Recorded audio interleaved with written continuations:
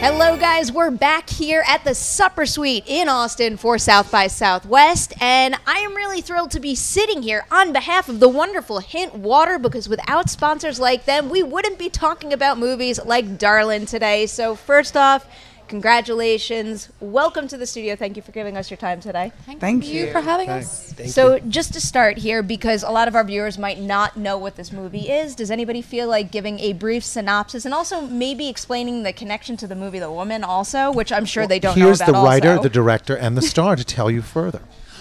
Thank you, Bryan. Hello, everyone. So Darlin is a standalone sequel to The Woman. The Woman was actually a sequel to Offspring. And Andrew would actually be the better person to talk about the way the franchise has come together. But for my part, I wrote and directed Darling as a sequel to The Woman that can stand alone. Where you haven't seen The Woman, you're fine to watch Darlin. It's about a feral teenage girl being indoctrinated into the Catholic Church in an attempt to civilize her. Good luck with that one, guys. By this guy. Yeah, I get that job. It's fun. She's on the phone. Was it always a priority to make it a standalone? Because we're also in an industry right now where everything has to be a franchise or a cinematic universe, and you just have to build and build and build until you know everything and anything. And it's so refreshing to see something that I could say, go see that, and then explore the first two movies that came before it. That's lovely. It's a lovely way to put it. Yeah, it's totally true, though, too. You can experience these films completely out of order, and they all kind of work together. It doesn't matter which course you're going to have first, although I have to say, I think Darlin would be a pretty delicious entree. Just saying. Yeah. It's a perfect way to put it. I'm curious for the three of you now. What was it like seeing this script for the first time? Was there any intimidation or apprehension here? Yes. A lot of it. I mean, it's a brilliant script Pollyanna wrote. And straight away I was like, this character, God, I would love to sink my teeth into this a lot. Literally. To this. Pardon the pun. I can't even begin to imagine all the puns that have come up while talking about this movie. A lot. And I'm enjoying it. Sorry, I'm being the pun queen right now. I can't help it. It's been about a month of doing this nonstop, so I'll... When I read the script, I thought, God, this is a phenomenal script. It's so interesting, so deep, so multi-layered. But also, I jumped at the opportunity because it's something a kind of character I've never had the opportunity to play before, except in college. But it was so much. I don't know what that was. It's a long day. Yes, it is. You've got to forgive me. This is a I'm safe sleep space for all of that. Sleep deprived. It's a reality show. They're sleep depriving us. No, but it was a great experience, and I was quite thrilled with the result. I think you did an amazing job. I think she did. Yes. Thank you. Yeah, Bryan's used to playing more sympathetic characters than the one we ended up casting him in here, but Nora-Jane has more to say. Excuse me. Well, he made it a joy. Obviously, you can tell it was just a lot of fun. Even though, there was some thrilling horror moments, it was still a lot of fun to shoot. I loved, the minute I read the script, I loved it. It was just so intelligent and layered and refreshing, and there's so much to it. I can't do spoiler things, right? I have to be vague, don't I? Touch. It's got everything. I'm curious is to all see I where want this to is say. going now. It's got a bit of everything. Is all I'm trying to say, and it takes you by surprise because each element is as strong as the other, and you come away from it feeling really good, and empowered and excited for where it's going to go next. So I Just loved it. watching the film for the first time where I started laughing hysterically, and because that it's scene, and I almost stopped myself like, no, it's going to get serious and scary soon, but I'm like, no, go with the laughter, and I went with it, and all of a sudden, zip right back. You got me right back. Yeah. It was like a punch. You're taken on a complete journey with this, and you really don't know what's going to happen or what's around the corner, because it's so out there. It's such a new kind of world that we're exploring, and also with the church, that aspect too. But it was a fun roller coaster ride, I found. Don't you think? I love it. I'll take it. Beautiful. It looks beautiful. It looks gorgeous. It's beautifully shot. The makeup effects are quite intense, but also the physicality of these roles too. So for the two of you, I mean, what kind of physical training, I guess, do you have to do? Because I feel like watching a performance like yours in particular, someone might not think about how taxing that could be on the body. We didn't really do too much training. It actually just took a lot of running around on set in my hotel room, growling at myself.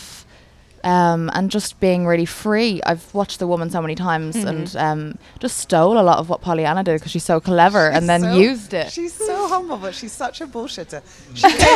She came into the audition to play Darlin fully prepared, locked and loaded for this role. She was incredibly physical in the performance that she gave in the audition. And then she gave a tender, terrified, heartfelt, completely focused performance in the other scene that we asked her to do, which was a more dramatic scene. Lauryn Canny is an incredible talent, and you will be seeing a lot more from her. When you have a script like Pollyanna's, it's easy. It's a humble off. It's a humble off, guys. It's a love fest here. So her training was clearly happening before she even came in the room to audition, and I know that she went deep into the character. So I watched just a lot of animals on YouTube in the wild, like just watched hours of like lions and tigers and bears. Oh my! I feel like there's something therapeutic about this process for this role. It was great. Although the film is of the horror genre, we had so much fun shooting it. You know, it was under crazy circumstances and conditions, and I think it all stems from Pollyanna and our producer and setting this tone, and everyone had a great time. We really did, even though there were moments that were very intense and very difficult during the shooting. I didn't know if we were going to have as good of a time because it is a heavy film with a lot of stuff going on. But and I thought like maybe our scenes were going to be quite difficult. But like, look at you. You're just the crack. So we just had so much fun. That's a positive in Irish. Means fun. Oh, means fun. Okay, good, because I was just in an ass crack. You couldn't give off a more different vibe from your character. I know, right? It's incredible. You should do acting. Really? Who would think? I love hearing about first-time feature directors because I am fascinated by somebody who wants to take the plunge because it's not easy getting that off the ground. So I'm curious, what morning did you wake up and say, like, I need to do this, and why this particular story to make your feature directorial debut? Thank you. I feel like I've been preparing for this for a long time. I was directing theatre and producing theatre before, and I'd made this short film, which was a 35-minute short, which was basically a first act of a feature that I wrote. And Andrew came to me asking if I'd like to direct this feature because I'd been in the previous one, and he had faith in my work. We'd worked together on various things before, and he'd seen me go, what about this, enough times to go, I think you should probably be directing. Maybe not on my movie, maybe like on your own movie. And, because I was always, when we were working together, him as director, me as actor, I was always asking lots of questions and getting involved. Like on every film and TV show that I've done, I'm trying to watch as much as possible, and so it was really, I was preparing for this, and then the really great call came, and it came together quite beautifully. Is there anybody else that's influenced you along the way? Also, because hearing about the great vibe that you created on this set, was there any other set in your past that you've been on that you said, I want my movie to feel like this? I think it's probably coming from an actor's perspective, knowing what it's like out there, in in your own head, in the world of what we do. But I think also my mother kind of named me right, I just want everyone to get along and have a great time, and I see the positive. I don't know. And so it just feels like you want everyone to be the best that they can be. You want to support people, and you also want to drive them forward to go that extra mile, and we had a great cast and crew around us, and Andrew put together a great team. I mean, honestly, Pollyanna is one of these people that has no fear, and so she steps into the character, and then she's directing all of a sudden, and then she's back in character. So it's one of the most surreal things because she's the woman, so you don't want to piss her off if you're her producer. I wish we had behind the scenes footage of you directing in full costume. It was her amazing. long nails on the monitor. This sounds glorious. There's like 2 pictures of me I'd from the set. take That's your it. hair back with your really long nails. Yeah. It would be like, but the hair is like down to her, past her knees. So it's like, But Pollyanna, you have to throw it like a rope. It's the biggest hair flick ever. You'd never ask someone to do something you wouldn't do. You guys were so entrenched and committed. So I mean, like, what there's nothing we wouldn't do for you guys. I'll remember that. No, on this film. No, we talked. One day, Bryan, we were in the wardrobe, and Bryan was like, this is really intense. It's a long day. Are we gonna, get going and shoot? And I said, Bryan, it's gonna be great. We're gonna get it done. Yeah. And you were so cool, and you came and hung out with us for that long day, and. It was day was a week. It was a 132-hour day, but it was incredible. Yeah, like, I was nuts. Bryan is about play nice with others and have a good time. Okay. Yeah. That's on my Instagram. Plays nice with others. It makes me feel better to hear that you guys had such a good time making this movie, because so much of it is so stressful to watch. Also, even from a producing perspective too, just like with the nature of like certain violent acts that happen in it, it feels like it has a pretty wide scope, and then all the hair and makeup and the physicality that goes into it. It's a lot for a first feature. It's very impressive. Thank you. Yeah, it was quite an undertaking. Before we have to wrap up He took here, on this script with a lot of insanity in it, so yeah. Good for you. People need producers like that. we have a couple of random questions, rapid fire questions that we want to quickly ask you guys. Super fun, super light stuff. First up, what TV show would you love to guest star on? Killing Eve. Oh, Good me too. choice. Or Handmaid's Tale. Handmaid's Tale. Oh. Handmaid's Tale. Killing Eve. Those two. What do you got, Bryan? What do you got? Will and Grace. Wow. Yes. Okay. What movie do you quote the most? Anti-Mame. Life's a banquet and most poor sons of bitches are starving to death. I probably quote Breakfast at Tiffany's a fair amount, because I just love to do Audrey Hepburn. And, oh, God, I've frozen. Go for it. Probably The Princess Bride. My name is Inigo Montoya. You killed my father. Prepare to die. I don't know why. Doesn't make sense. Is it raining? That's what. No. I think I'm a loser. I think it's Pretty Woman. There's nothing wrong Big with mistake. that. Huge. Do you guys collect anything? Good friends. lots of movies and incredibly amazing, talented artists. In a box. As a producer should. Art and bad habits. Since I've moved to LA, cactuses, and I like your good friends. I do like That's beautiful. That's true. Cheers, thank you. I Good did that friends, myself. good friends. Steal that one. Collector of good friends. I don't, but I'll take good friends and just run with that. And something to do with food, I'm sure I do. Like just like a collection of great restaurants that I go to everywhere all the time. Cufflinks. I collect Ooh. cufflinks. Oh, really? I really do. Oh, wow. I do. I love I that. actually collect playing cards too. I find them in the street. And it's kind of fun because once you hear that, you'll find them too. Oh. Seriously. It's a good day. There's like a new horror movie idea in that. I don't know what it is, but I want to see it. It's called Queen of Hearts. What is the worst job you've ever had? I was the mascot for Lionel Playworld before it became Toys R Us.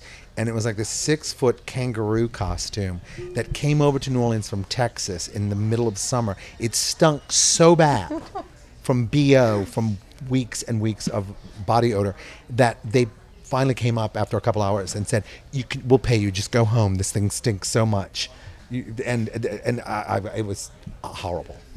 It's a real problem. I was a pink duck at a radio station at my first internship, and I am scarred for life from that experience. Wow, good for you. Mine was a call center, and it was for a cool charity, but it was just that thing of having to go, can you donate this much? And they're like, oh, well, I run like 36 miles every year, and I do a sale at my house, and can you give $5? And then they go, yeah, but you know, I also do this other charity stuff on the side, and I give away all my clothes, and I do this and I do that, and then you're like, 2? It was horrible. I worked in Build-A-Bear for a few months when I was in school, and sometimes I may have been out the night before and then had to go and stuff bears for 6 hours while talking to very young children. And that was pretty horrific sometimes. It's a dangerous combination. Also right great there. sometimes too, because kids are whopper, but...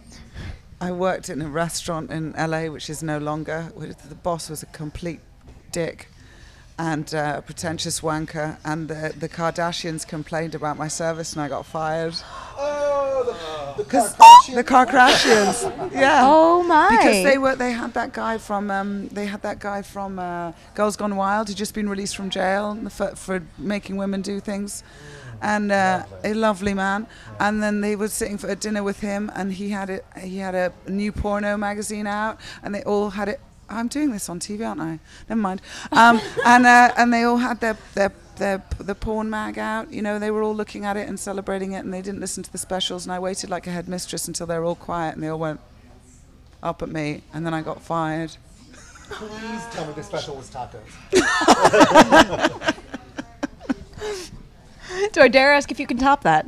I mean, you know, for me, it's just production. Being a producer on a lower budget production and having to deal with a crew member that one time left a little gift for all of us in the bathroom before they left, and that was pretty unbelievable, actually. Was it a Tiffany's box? Yeah, more of a Godiva box. That's a much more appropriate way to put it. Did you do like they did with the ABBA poo in Help Me Out, guys? Priscilla, Queen of the Desert, and popped it around your neck for good safekeeping? I didn't. Funnily enough.